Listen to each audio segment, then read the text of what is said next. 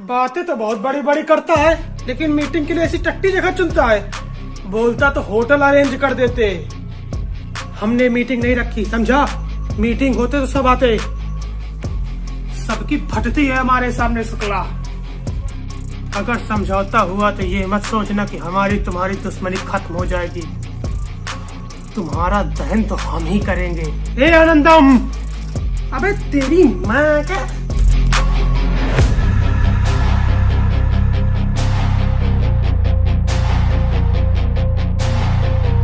बल हबीबी।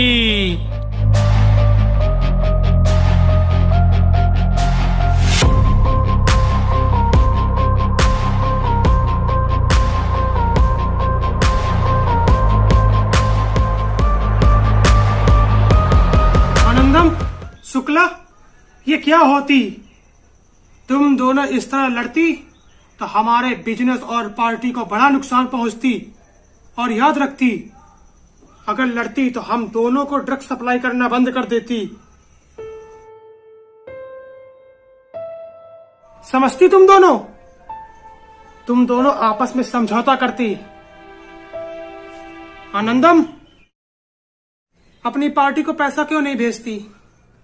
एक बात याद रखती, अगर पार्टी किसी दूसरे के हाथ में जाती तो तुम अपना व्यापार नहीं कर पाएगी। सोची, पार्टी बहुत बड़ी नींव होती व्यापार को आगे बढ़ाने की। शेख साहब, ज्ञान पेलना हमें भी आता है। शुक्ला ने माल भेजना क्यों बंद किया, पूछिए। ये क्या बोलती? माल भेजने से इनकार क्यों करती? कट्टे 5% महंगे हो गए हैं। जिसने पूरा पैसा दिया उसको माल मिलेगा। हमें देने में गांड पड़ जाती है और सबको बांटता है। हम बात करती। शुक्ला, माल का रेट क्यों बढ़ाती? हमारा मन बढ़ा दिया। रॉ मटेरियल के दाम बढ़ गए, इसमें भी हमें सबसे पूछना पड़ेगा। देखा शेख साहब, इसके गांड में चलूने काट रहे। तू तो जैसे दूध को धुला है। तेरे से अच्छा हुकाम से बेईमानी नहीं करता। बेईमान किसको बोलता है, भोसड़ी के? तुझे। चुप होती।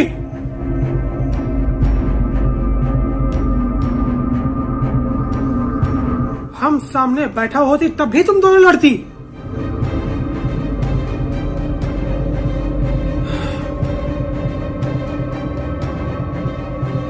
इसका निष्कर्ष निकालना पड़ती।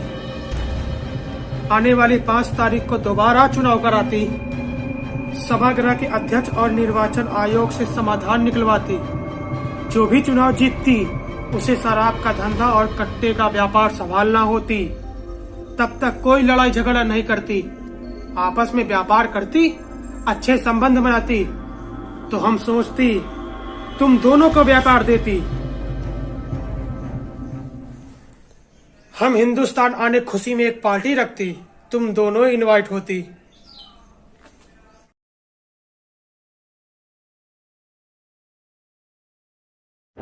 चुनाव तो हम ही जीतेंगे।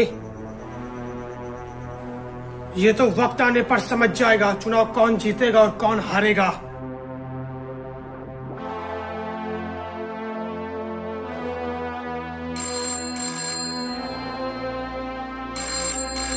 बॉस, एक आदमी है स्नाइपर, आनंदम को चुटकियों में खत्म कर सकता है। गोदाम में पहुंचो, आ रहा हूं।